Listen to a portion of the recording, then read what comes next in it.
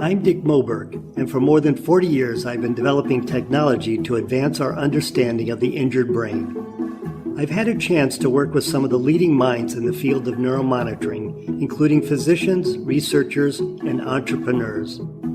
I want to share their stories with you in the form of a weekly podcast so you can stay current on the latest developments in the field and the innovative people behind them. This is my neural network.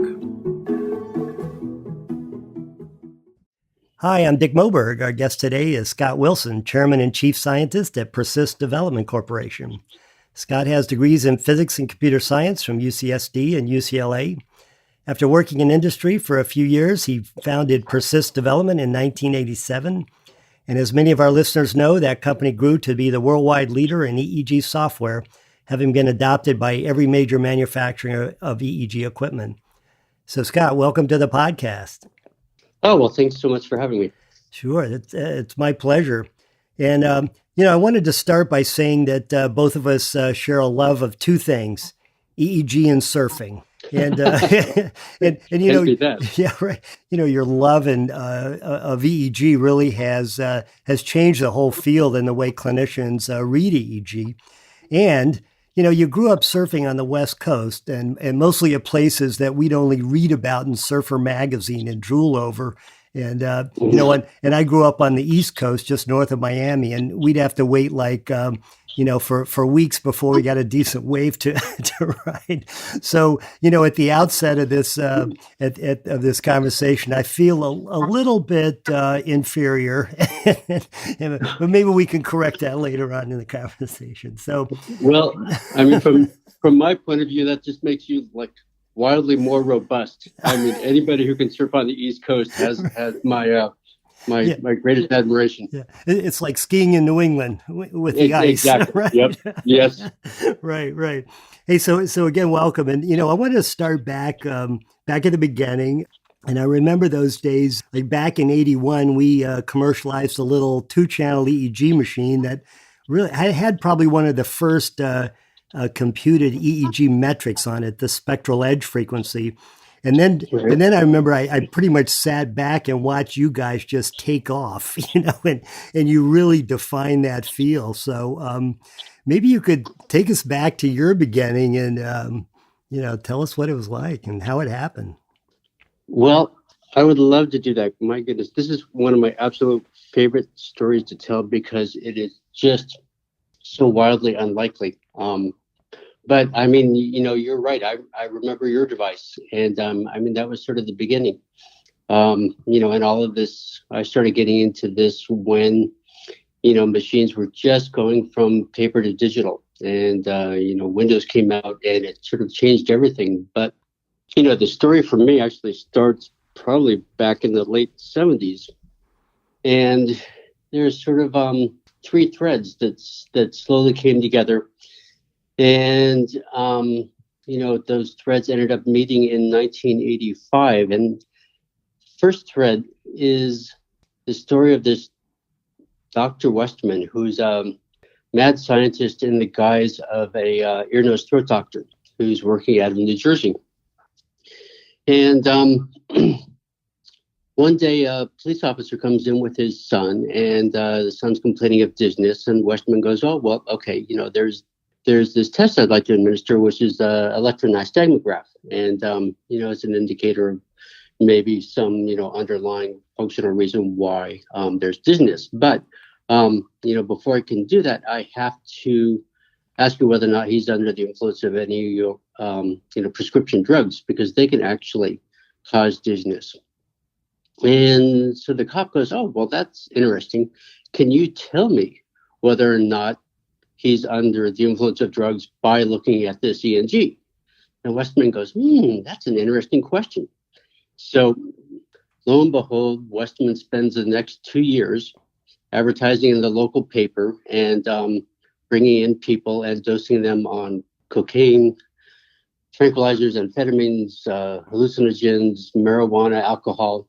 And, he's got this Victorian, house that's converted for his office, and the attic is where they, send the people for the drug testing. There's a fan going, to blow the smoke out of the room. But at any rate, over the course of 2 years, he and his assistant developed a protocol where they could actually bring a patient in. They would set them down, put on electrodes, two on either side of the eyes and one at the bridge of the nose. And, because the eyeball is a dipole, as it moves back and forth, it generates a magnetic field, which then, puts a current, and you actually see this effect on the ENG. And, this is sort of a well-known phenomenon. In particular, the one that we all probably know about is bed spins. So, you get wildly drunk, you come home, you lie down on the bed, and if you turn your head to the side, you get wildly dizzy. And if your eyes were open, what you would actually see is them slowly shift and then rapidly come back. And so there's this nystagmus. As it turns out, Westman developed this protocol where basically you set the patient down and you have them look left and look right and do 60 seconds of recording, and then you lie them down, look left, look right. And, over the course of those 2 years, he not only figured out that you could tell whether or not somebody was under the influence of a drug, but actually what drug they were under the influence of. And, sort of amazingly, he ended up getting a process patent for this technology, and, thought maybe he should commercialize it. So at the same time, there are these two IP lawyers in New York. And one of them is taking a transcontinental flight. He's sitting next to a guy in first class. And this guy's a Czechoslovakian scientist who has apparently developed a bone implant with this material that has some really nice, the ability to perfuse liquid like bones do. And so the lawyer goes, oh, well, that's interesting. What's the index of refraction? And the scientist tells him, and the lawyer goes, that's interesting. Could I get your card?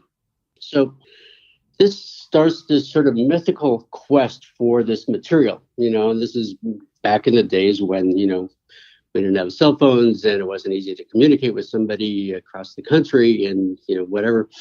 And so he has this, sort of sketchy directions for this guy's office. And he flies into Czechoslovakia, he grabs a cab, he's going to the hotel, and cop cars pull up immediately behind him. The taxi screeches to a halt. His taxi driver jumps out of the car and just runs. He sees there. I mean, he doesn't speak the language. He has a couple of notes, and he just simply gets put in jail. It's like, well, okay, didn't go exactly how I was hoping, and for no ostensible reason, he spends the night in jail, and they let him out in the morning, and his quest continues, and slowly works his way to this guy's office, and meets this guy. He's there, goes into the lab, and he says, yeah, sure, you want a sample, and directs him to this gigantic bowl of pieces of this material and says, have at it. So the lawyer sticks his hand in, grabs a handful, and shoots back home. So as it turns out, this is the beginning of the soft contact lens market. So these two, yes, so these two guys started this company called International Hydron, licensed it to Bausch and Lomb, and overnight, made hundreds of millions of dollars. And not surprisingly, they sort of felt like they had the Midas touch. And what they started doing was, they had all this cash, so they started going around picking up sort of high-tech businesses. And one of the ones that they ended up picking up was they ended up licensing Westerman's technology. And, the idea was to build a portable computer, that could actually do this drug testing and stick it in a cop car. And, it had some nice aspects to it in that it tested current impairment as opposed to whether or not somebody got high over the weekend, looking at metabolites and things like that you get from blood and urine. And, it would be an immediate test. And so they're like, yeah, okay, we'll commercialize this. And they met this guy who said, yeah, okay, no problem. 6 months, $50,000. I'll have you a machine that can do this, and we'll start selling it.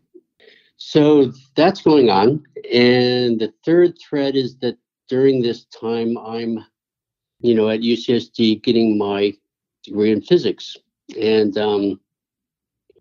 this is something that I just absolutely love. And I'm sort of born a physicist in the sense that I just like to understand things. And, to me, things like, understanding how a rainbow works makes it just that much more beautiful rather than, diminishing the magic. So I'm doing my degree there, and I'm starting to read some of the early letters between, Einstein and Bohr and Schrodinger. And it's just fascinating. These guys are, because of quantum mechanics, they're all the papers that we know about and the work that they're doing. But behind the scenes, they're talking about philosophy and what it is that we can know. And, what does this actually mean for, our perception of the world and reality? And, how does this work into, how we should even think about, life in general? And my dad had always been sort of interested in Eastern philosophy. So, of course, around that time, Fritjof Capra's book, The Tao of Physics, comes out, and I read that, and I'm, immediately hooked. And, around that time, I started meditating and joined this spiritual group, which is sort of really neither here nor there for the story, other than it actually sort of controls my movements and what I'm doing at that time. So I get my undergraduate. I'm set to go off to, graduate school and get a PhD in physics. But, I'm in this spiritual group now that then is sort of traveling around the country, giving meditation workshops. And, this is sort of the, one of the centers of my life now. And so we actually, as a group, sort of the center of this group moves up to Malibu, and we're living up there. So I need to find a job around there. So I ended up going to work for the Rockwell Science Center. And this is sort of the think tank for Rockwell. It's in Thousand Oaks. And I'm a mathematical modeler for the Applied Spectroscopy group. And so what that sort of meant was I spent a lot of time solving Maxwell's equations for waveguides with partially filled dielectrics, and I designed a radar observing part that went on the stealth bomber. And, so I'm basically using computers to solve, sort of very hard problems. And, it was an interesting time in that, I had actually sort of rejected computers, up until that point. All the guys that I knew that were doing computers, they were sort of, taking apart their personal computers, putting them back together with more fans or, whatever the heck it was they were doing. And it seemed like a complete waste of time. But, around that time, I started realizing there were going to be problems that we're going to be able to solve with these computers that you just could not solve otherwise. And so, I was doing that work at Rockwell, and it was good, interesting work, but I always sort of felt like I didn't really want to work in defense if I didn't have to. And so, they had this very nice program where they would pay for my schooling, while I was working. So they, put me through UCLA, and, my study there was expert systems.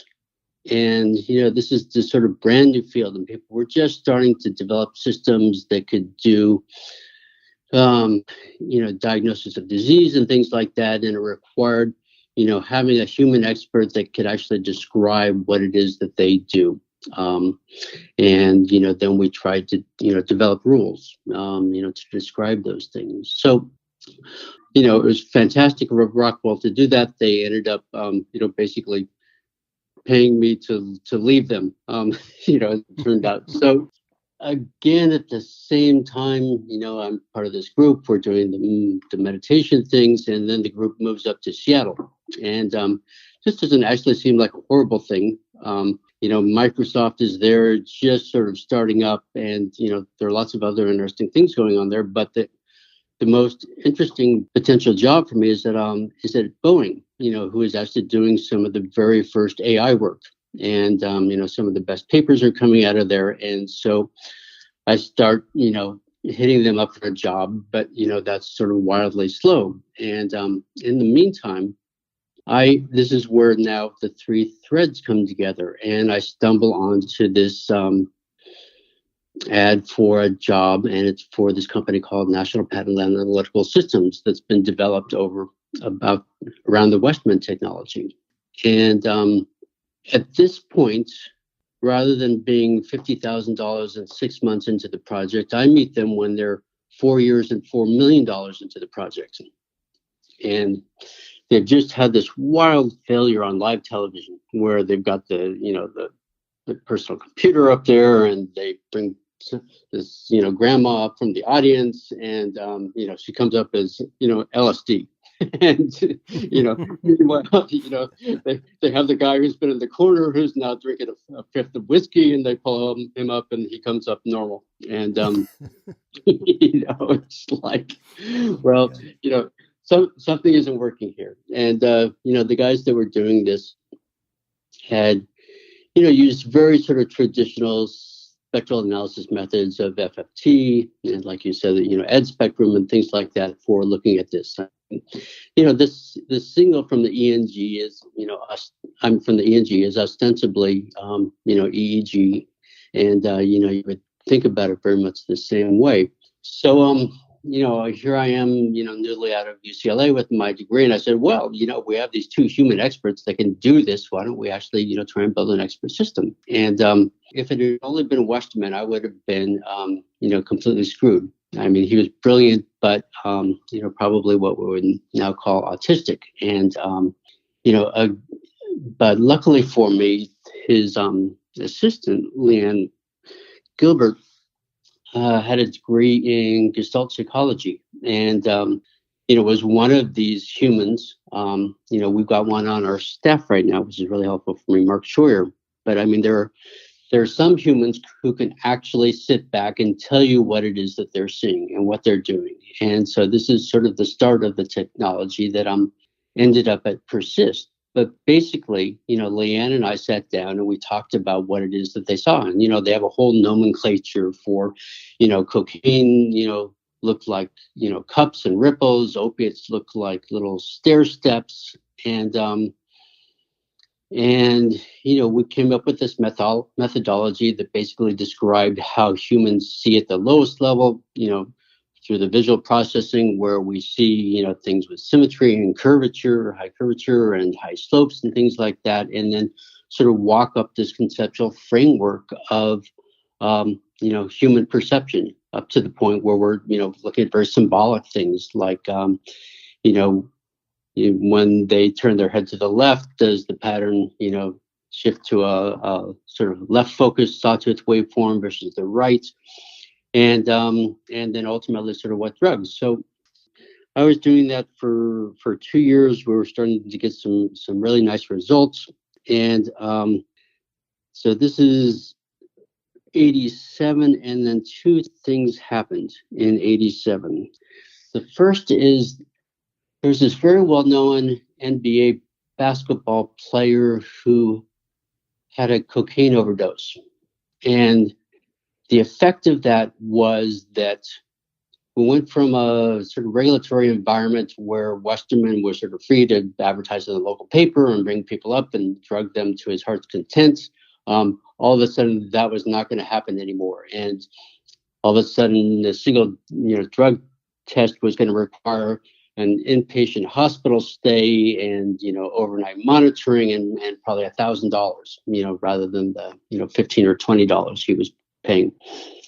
So that was the first thing. The second thing was the stock market crashed, and these these two lawyers who thought they had the Midas touch had basically, sort of wildly overextended themselves in lots and lots of little high-tech, companies. One was a Israeli company that had a technology where they could look at a drop of blood and tell you whether or not the person had, cancer. And so they had moved, this whole company from Israel over here, and then at that point found out that there was nothing to the technology. And so they were like, all of a sudden, holy crap, we have to shut everything down. And I'm like, okay, great. I never had any particularly strong drive to start a company or do that, but it was sort of one of those change points in your life where you go, well, crap, I want to have control over my own destiny. And things like this, if I can pour myself into a project and then have it just like disappear underneath me for no reason of my own, maybe I want to change that. So during the time at National Patent, I had met Frank Duffy, who is at Harvard, who is the I don't know if you remember him. He was the No, I knew him well. Yeah, the beam yes. system. Sure. Yeah. Yeah, that's right. So we had met with him. That there was some discussion about what exactly these patterns were that we were seeing, and I think his feeling was that we were probably actually seeing some EEG traveling on the eye signals as well, and so that may have been part of what we were doing. But at any rate, I'm out of a job now trying to figure out what to do. I actually had control of the underlying technology for applications other than the drug testing. And so I called up Duffy and said, well, what do I do now? And Duffy goes, well, the interesting problem are these epileptic spikes, from these seizure patients. And I go, oh, okay, well, I guess that's what I'll do. And so I mean, this is the great advantage of sort of wild naivete. I think I had one peer-reviewed paper at that point. I didn't know anything about grant writing, or I'd never even seen a grant application. But I knew about these small business innovative research grants, which are just absolutely fantastic. They're like the grants you would get if you were a professor at a university, except they have to have a commercial application at the endpoint. So, I get my first little, home computer, and I'm, starting to write code, and I get a couple of records from Duffy with spikes, and I start, creating a spike detector, and at the same time writing these grants. And, thank God there was a woman, in the grant program who took pity on me. And, I had absolutely no idea what I was doing, but she sort of guided me through, and it took, I think, 3 applications, before I finally got one that, paid out. But, the phase 1 was, I think, $50,000, and the phase 2 was $250,000. And, for me, that was everything. I mean, this is back when, $1,000 meant I didn't have to go and work for AT&T or somebody like that. Yeah. So I was spending time, what this is like. I mean, you're doing your thing, and then you're having to make money on the side to pay for it and figure out how to do that. And I've been there. So, yep, I know. That's another thing we have in common. That's how we started, right? Yes. Right. Yeah. So, this is basically, how I got the company going. I didn't have any outside funding. I just had a couple of dollars in the bank, and we joked for a long time that I was an overnight success after 10 years. But that's really, sort of, how it started. Well, that's amazing. I mean, I think your story started out as something I was thinking was going to lead to a young Frankenstein story, with going into that Victorian house and everything. But, yes. No, that's amazing. That the story that's just unbelievable. I think one of the things, if we go back, you remember as well as I do the just the switch from paper to digital EEG. That was a very interesting transition where a lot of people didn't want to adopt it because they thought digital technology wasn't as good, and they were probably right in the early days. But one of the things, how did you find the adoption of the processed EEG? And I remember when we showed our little 2-channel EEG processor, which was mostly used to anesthesia.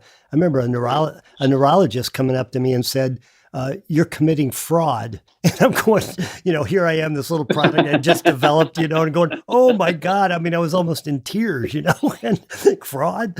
And, he was talking about, not being able to read back then it was like the 8 or 16 channel EEG, and that was real, but not sure he sort of saw where things were going. But how did you see the adoption of people looking, or clinicians looking at, the processed EEG versus the regular EEG? And now I know you could also see the regular EEG, but I know it was a little, probably a little bumpy right at the beginning there.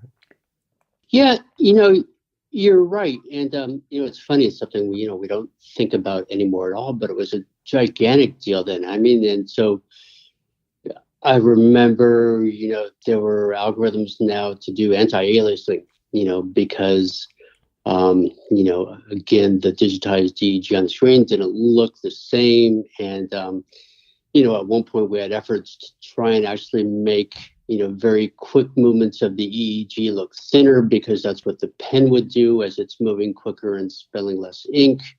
And, it was one of those things that was a gigantic deal, but it was so clear that it wasn't going to be a big deal for very long. And, luckily I was working with, a handful of guys, like Richard Harner and, Emerson, and people who were sort of committed to, doing computers and, realizing that, this was going to be the future. And, the other thing that I remember was that, there were companies that were so reticent, to give up the analog. They sort of owned that business. And, it cost them. Some of them never recovered, Nihon Kohden, which, owned a, gigantic piece of that business, was very slow to do it. And, cost them in that way as well. Yeah, it was a lot of the smaller companies like, Dennis Roscoe and his company and a couple others, and that really pioneered the digital side of things. John Gottman got into it early on, and right. It was the smaller companies. And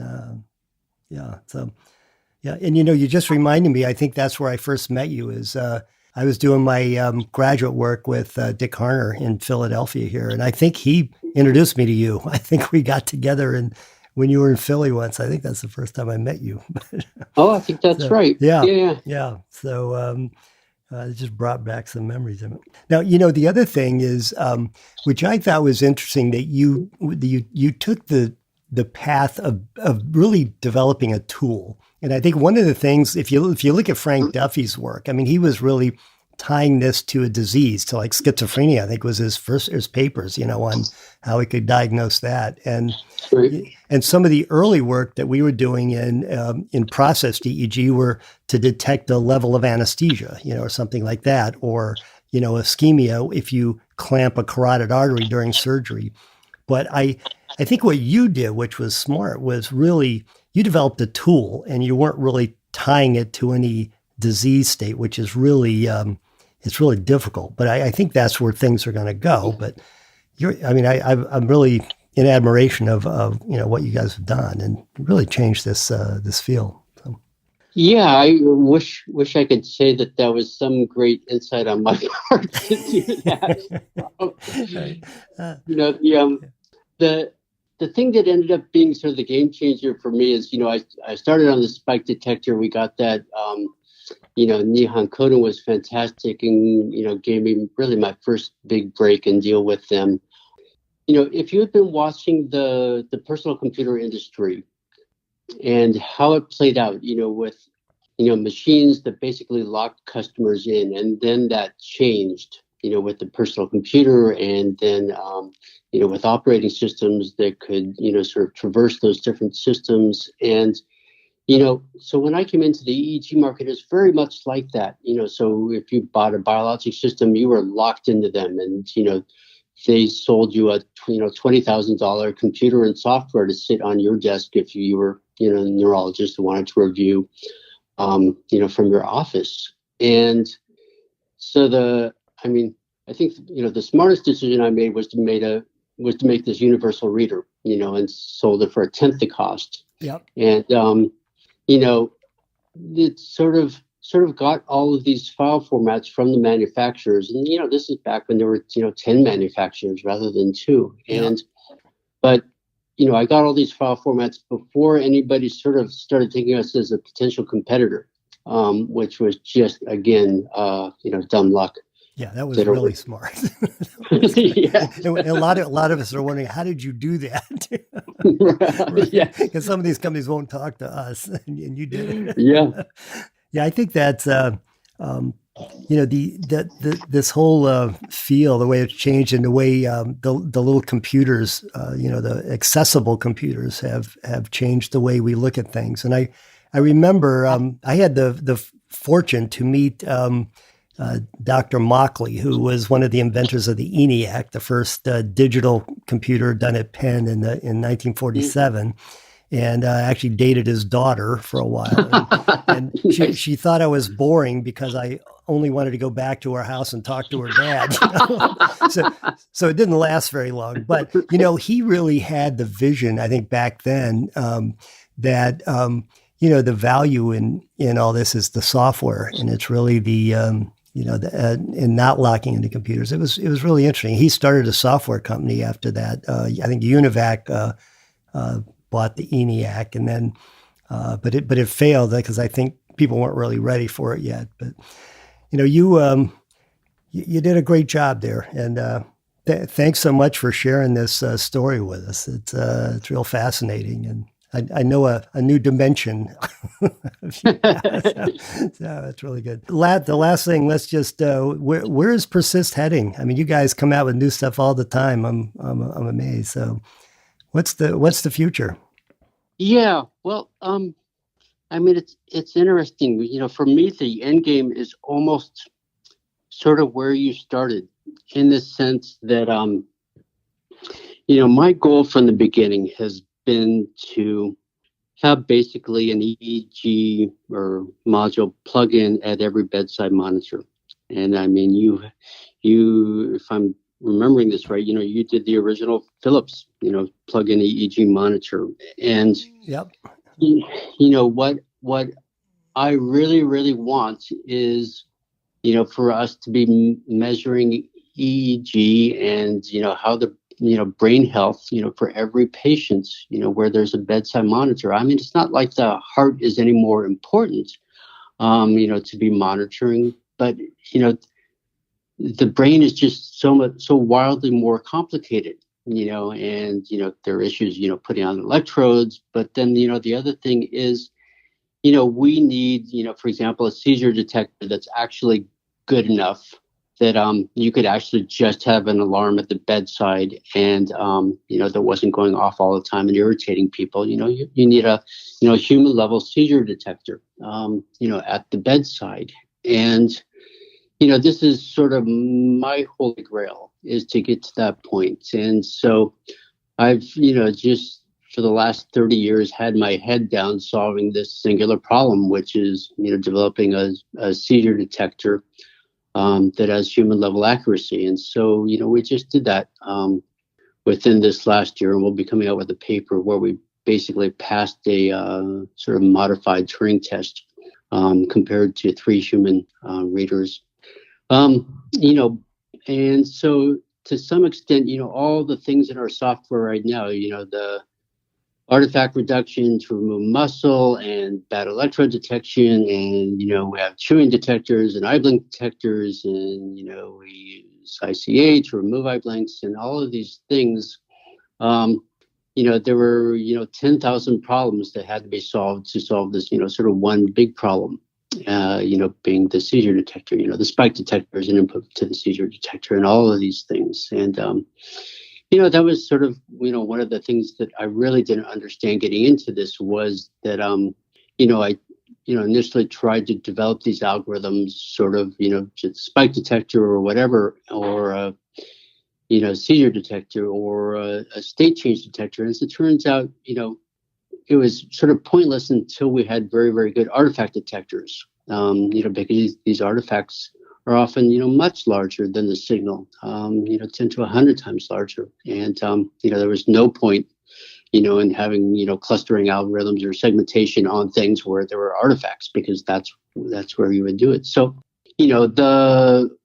so sort of where we're going is, we've got this, seizure detector that works at human level now, kids and adults. And, one of the things we're trying very hard to do right now is sort of piggyback on this work that's being done by the self-driving car technologies. Yeah.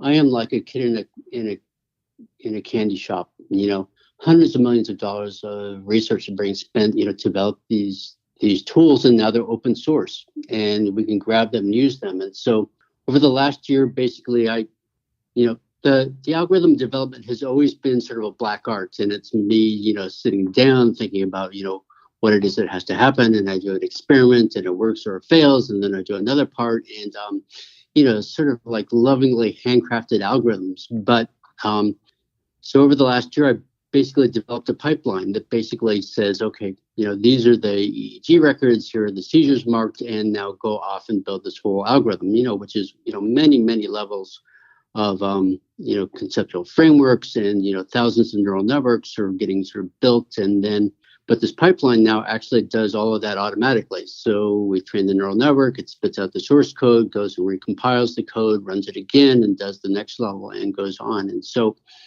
the thing that we're doing right now is a neonatal seizure detector. And lo and behold, we took the pipeline, give it a new set of data, and it's crazy, but first time out, it had wildly better results than an early prototype detector that we had, that we've been using in testing. And so our goal is to really sort of come up to speed and use all of these new tools. And I feel like we're at the point where we're going to now be able to leverage them and, now start spitting out algorithms, every 6 months, And so, for example, we'll, very soon have sleep scoring, just from the EEG. Not intended to compete with, sort of traditional sleep scoring methods that have a lot of other inputs. But this is just, a lot of doctors are interested in, the effect of, seizure disorders on sleep, or, what's this ICU patient doing? Are they actually getting any, REM or anything like that? The hope is to be able to ramp this up and, very quickly now start, we feel like we have, this, sort of wildly robust set of tools now, and to really start, turning out code faster now.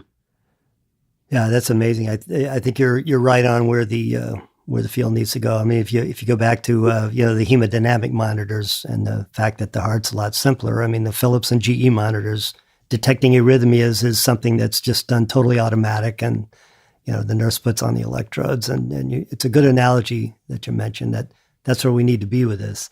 The brain's right. Just a little more complex. And I remember the 90s were called the decade of the brain, and they came and went, and people said, well, what happened? Right? Yes, pretty right. much nothing happened. Where did that brain go anyway? Yeah, right. So, but I think right now, and you're right, there's so much open source software, and we're knowing a lot more about the brain. So, so wish you a lot of luck with that. I think if anyone can crack this nut, it's you guys. And I really, I think everybody appreciates all the work you're doing in this field to move it forward. So, well, thank you so much. Yeah. Steve. Well, thanks so much for the interview. And I just have one more question for you to make me totally jealous is, When was the last time you went surfing, and which of those amazing beaches you're next to did you go to? So. Um, so, I'm here in Del Mar, and so I just, basically there's a break directly out from me, which is not too aggro. I know the guys, and I have to tell you though, I spent those 7 years in New Jersey, and I never want to be cold again. And it's a problem for me when the water here gets cold, but they're making these heated wetsuits now with lithium ion batteries. And God. I am like a clam at high tide when I'm just sitting there, and it's very, very nice. Yeah, so next time you're out here, we'll go surfing. Hey, let's do it. Yeah, that's good. And the only good thing about growing up in South Florida is you're swimming and surfing at Christmas with no wetsuit. So it's yes, that's the only advantage. Well, great. Yeah. Well, I'll thanks for the invitation, and I'll take you up on that. And great. Again, thanks a lot for the interview. Fascinating, and good luck with all the future work that Persyst is doing. Well, thanks so much. So thanks for listening to this week's podcast. If you enjoy these interviews, please take a moment to rate and review this show on your podcast app of choice. Subscribe to Dick Moberg's Neural Network to receive notifications when future installments are available. Thanks for tuning in, and we hope you'll join us again soon.